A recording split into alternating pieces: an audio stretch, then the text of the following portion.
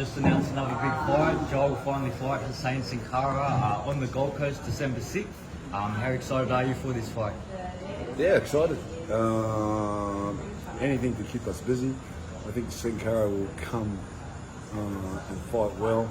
So we have to do all our homework. Well, I do have got to do all the homework, and then we'll put a plan together and put it into place, obviously.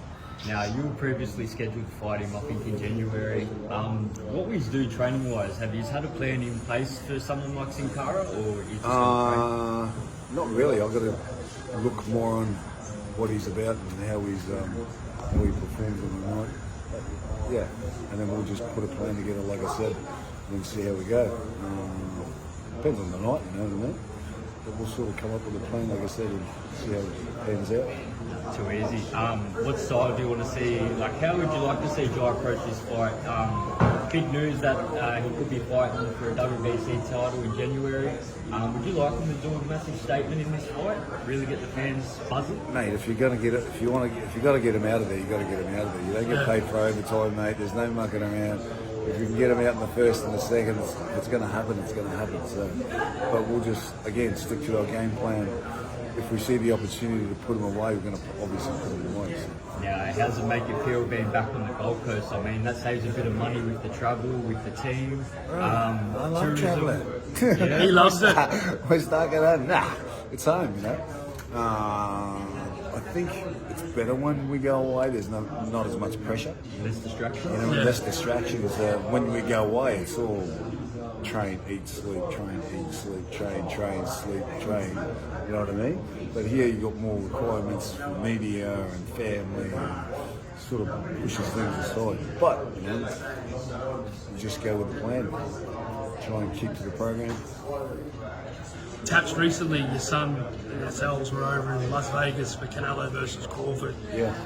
I was on the ground and it was quite amazing. And, no, I'm being honest. Yeah. You know, guys like Roy Jones came up to me. Yeah. Nick, this Jai Opetaia is the real deal. Hey Roy, I know what he's about.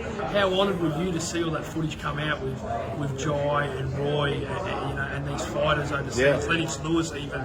Like, this guy is just so good. That these guys recognising your son and the great work that your family's done. Yeah, it's amazing. It's crazy, but it just shows. I think once you put all the hard work and it all falls into place, and to get recognised by guys like that, it's the pinnacle. I think, you know, and he's over the moon about it. Like he says all the time. He gets taken back when they come towards him. And go out of their way to come and acknowledge who he is. Because they were. Yeah. And how proud all we were. We were blown away. Because I know Roy's someone that, I know Pernell Whitaker, Floyd Mayweather. Yeah. You've looked up to a lot of them, but Roy was one of them when you were younger. Yeah, he was one of your icons, wasn't he? Yeah, 100%. So I sort of planned a lot of stuff around that. Roy Jones Jr., Pernell Whitaker, Roy Jones Jr.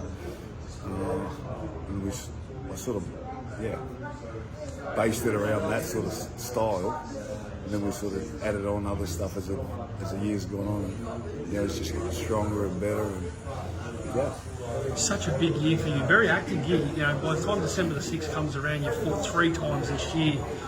I know we don't want to look too past Cinkara. Cinkara is obviously a big fight and one that you're going to do in January, but it's already been thrown around Badou Jack early next year. Yeah. And then obviously I bumped into Oscar last week. Ramirez fight is on the tables for early next year, for middle part of next year. How do you as a team, and that not try and look too far forward, but knowing that these big fights are on the horizon and getting closer? It's quite easy for him to back the other fights up because he doesn't get hurt. And a lot of them are, I don't know, not going to sound bad or anything, but they're easy pretty much. He makes it look easy. So once he finishes it, he's ready to go again. He can fight 3 weeks after, sort of thing. Yeah. If that makes any sense. But yeah, it depends on the fight, how much damage he takes.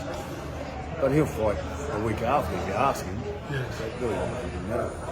And the Sheik met with obviously Mick Francis and Jai when we were over there, and he threw David Benavidez' name out. Yeah. Look, there's always these pressures of Opetaia, people saying this and that, but Opetaia needs to move up to heavyweight and that. But at the moment, you know, guys like David Benavidez that are potentially moving up to cruiserweight. Yeah. You know, that name's been thrown out. What are your thoughts on that They're fight? great fights. They're great fights. Yeah. Benavidez and Bivol. Yeah. They're fucking great fights. Crazy fights. But, mate, as soon as they say let's do it, we'll do it. Doesn't matter whether it's heavyweight, fucking down the bottom, light heavyweight. They'll have it obviously come up. It'd be easier for them to come up than for us to go down. But we'll take whoever they say let's fight, we'll fight. Opetaia Boxing Club is off and running. You're now 2.5 months open. Yeah. You know, we were I think there we've when been you open opened. 5 months now. 5 months, Yeah, is it? yeah. Jeez whiz. I know. How's it going? And Yeah, everything's going good. Taken off? Yeah, it's you know, like any boxing gym, it's hard work and it is what it is. But we're enjoying it. We've got our own place to train. It's not too flash. It's not too, you know what I mean. It's still old school. And we invite everyone that wants to come. You know, whether you've done it before, whether you're experienced or non-experienced, female, males.